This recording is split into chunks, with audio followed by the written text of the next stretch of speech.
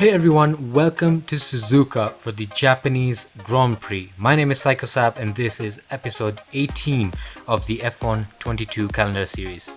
Now let's get the facts straight. Michael Schumacher is the most successful driver at Suzuka, having recorded 6 victories between 95 and 2004. Lewis Hamilton has 5, and let's see if he can make that an equal to Michael Schumacher with the 6th win this weekend. Looks like we're going to be having a wet race here this weekend. Intermediate conditions, of course, we do not need to set the car extremely for wet conditions. So we're going to set a great lap out here and make sure we get good positions tomorrow. So pace may be a little bit of a problem for me because I have been struggling this weekend on this track. It's just too difficult for me on a controller, but we're going to give it the best shot and see where it gets me. So the first lap out then, not a good lap I'd say. It was a good lap, neat lap, but it wasn't the fastest that I can get. So that's P12, and I know I can get a better lap, so we're going to go out on another set of softs and give it the best shot. Don't get me wrong though, I do not hate this circuit, I'm just not good at it. It has fantastic flowing corners, high speed corners, and just amazing terrain and altitude. So I do love this track. It is fun and exciting to drive, but of course it's just not my best suit. So that is P2 then. Fantastic start tomorrow from the 2 Red Bulls, P1 Max and P2 myself. But interestingly enough, a lot of other people have also qualified up high. Mick Schumacher, Yuki Tsunoda, Guan Yu Zhou, all in the top 10. Welcome to one of this year's most challenging races, where the combination of high speed and complex corners makes this one of the drivers' favourite tracks. It's time for the Japanese Grand Prix. We're southwest of the city of Nagoya today at a wet and windy Suzuka circuit. 3.6 miles and 18 corners make up a lap here, with Sector 1 likely to prove especially difficult in these conditions. We should see overtaking into turns 1 and 16 and maybe a few Kobayashi-style dives into the hairpin as well.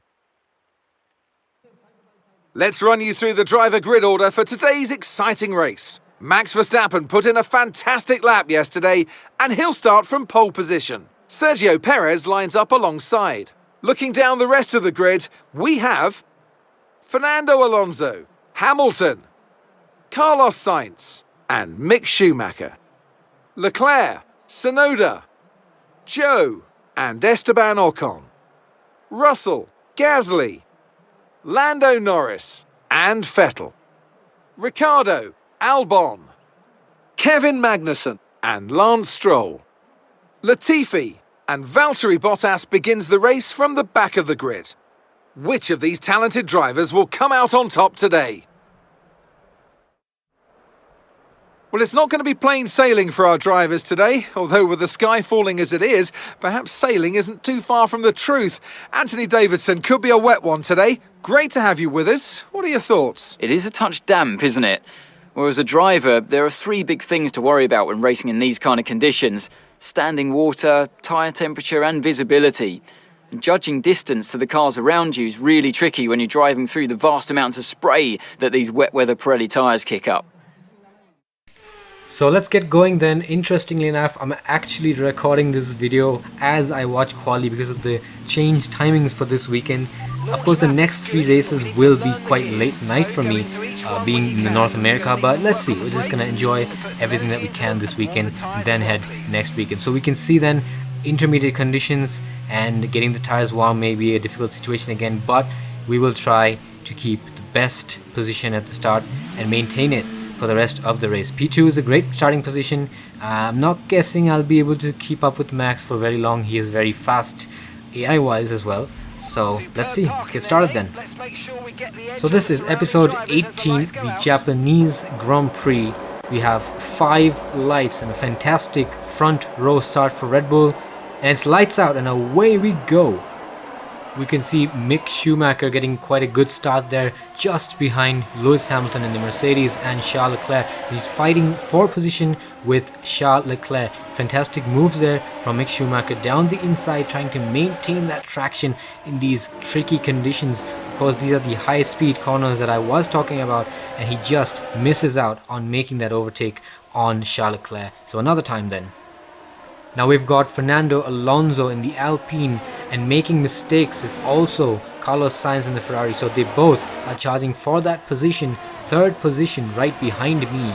And it's not going to be soon before they try an attack from my position as well, because I'm not getting that pace right now. 2.5 seconds behind Max Verstappen. That is not helping my case. So let's see if Fernando Alonso tries to make a move very soon down to maybe the final straight, the pit straight that's coming up right now. See if we can make a move there. A little bit of ERS defense from my side. That's all I've been doing so far, but let's see if we can maintain that position. So the inside line was mine in this corner, and I've just been able to hold on to that position for now. Fernando Alonso does have to back out.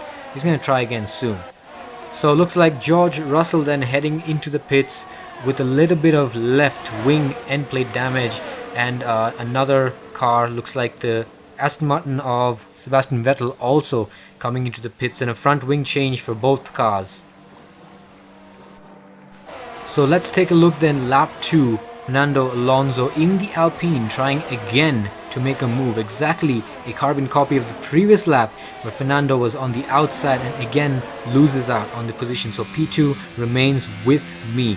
Now the other straight of the circuit, though, this is of course not a DRS zone, but I feel it should be, considering it's a long straight and a really interesting overtaking point. Now me going a little bit wide in the previous few corners has allowed Fernando now to get ahead and pull away. That is unfortunate. Now he's ahead around 6 seconds by lap 5, and that just doesn't help me out. Carlos Sainz then attacking me with the Ferrari, and I go a little bit wide again, and Carlos gets that position back, but we're still fighting, and we have Lewis Hamilton in the shuffle as well. Carlos Sainz still ahead, Charles Leclerc in the Ferrari also behind, and we make a little bit of contact trying to make a switcheroo happen, which did not. But then Carlos Sainz makes a little bit of an error on the outside curve of the exit of the hairpin, and he loses that position now. So we still maintain P3, holding on to the last podium position. We make another mistake. Carlos Sainz gets ahead. Now it is time for ERS deployment. Lewis Hamilton and Charles Leclerc very close behind me. It is not going to be easy to hold on to these positions for very soon, so we're going to have to pick up the pace.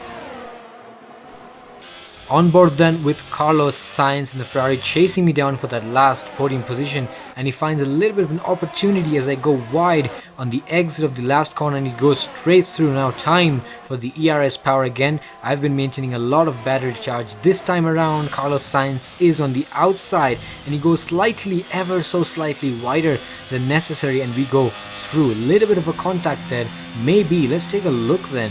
We're trying to keep that car outside, and we actually push him wide. We force him to go wide. So that was actually quite a good move, I'd say, without making contact, of course. Now I'm going to be honest, I have been starting to make more mistakes because this track requires a little bit high amount of focus, and of course the tires are also getting a little bit worn out right now. About 30% I'd say on all 4 tires. But Carlos Sainz not helping his case by making mistakes right behind me as well. So it's going to take him a little bit longer than I'd assume to make the overtake on me. Oh, and he spins! Carlos Sainz then, who is chasing for P3 behind me, has now made the mistake of the race. Now he's pushed himself all the way back down the grid, and we can see the snap of oversteer that he just did not try to correct. He was actually holding down on the throttle the whole time. So that's just an unfortunate mistake from Carlos Sainz. Lewis Hamilton then, who was right behind Carlos Sainz the entire time, following him through the pack. Charles Leclerc also right behind. We can see then Lewis Hamilton also able to gain that pace when we hold on to the inside line and just keep that position. Now unsurprisingly, Lewis Hamilton just gave up that outside line because he's just going to be patient and wait for another opportunity to overtake. Of course, that is just like Lewis Hamilton. He's gaining on me. Just the ERS is the only thing that's holding Hamilton back from making an overtake on me and taking away that last podium position that I'm fighting for with my life right now. The lack of pace is just disappointing right now, and Lewis Hamilton's looking around trying to find a gap to go through, but he's also making mistakes in the process because of the downforce lost behind me, and Charles Leclerc's also looking to make an overtake maybe on one or both cars that are ahead of him. So we're gonna have to keep an eye out for the 2 of these cars behind me. Seems like though Mick Schumacher is still doing quite a great job right behind Charles Leclerc in 6th position. Behind him, Yuki Tsunoda also holding ground, so they're just staying where they are. That's actually pretty good, because in wet conditions, you don't know, you never know. So a little bit of a mistake then from Lewis Hamilton. Charles Leclerc gets ahead of him for a moment, but then Lewis Hamilton just finds the way to hold on. Now this time, inside line for Lewis Hamilton. Let's see who backs out. So Lewis Hamilton does not back out. Leclerc then forced to stay behind the Mercedes of Lewis Hamilton. Quite the slower car, I would say, and we go wide again. Hamilton's gone through and Charles Leclerc is not far behind. Let's see if we can maintain some traction in the next corner. That is the hairpin, of course, and we get ahead.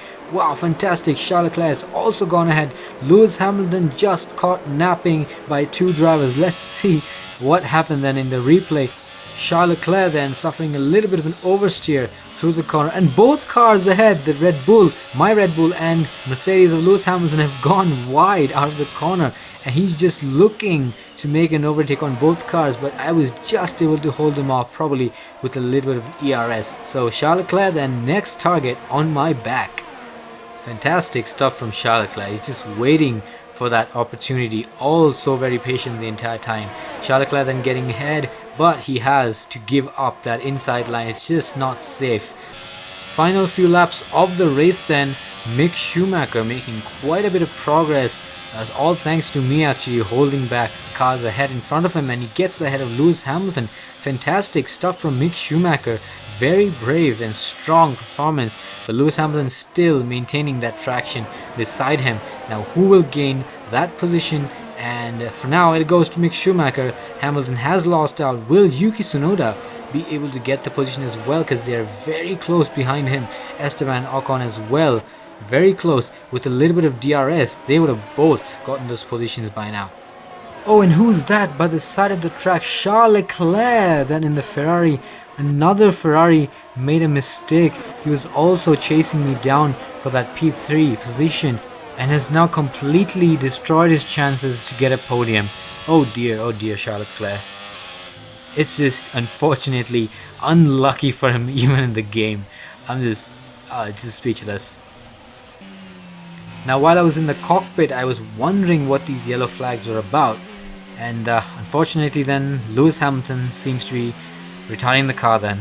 Unfortunate. Yuki Tsunoda and Mick Schumacher up 4th and 5th positions. They're the luckiest right now. I mean, 3 cars ahead of them that have retired in these conditions. So lucky for them. They're running 4th and 5th right now.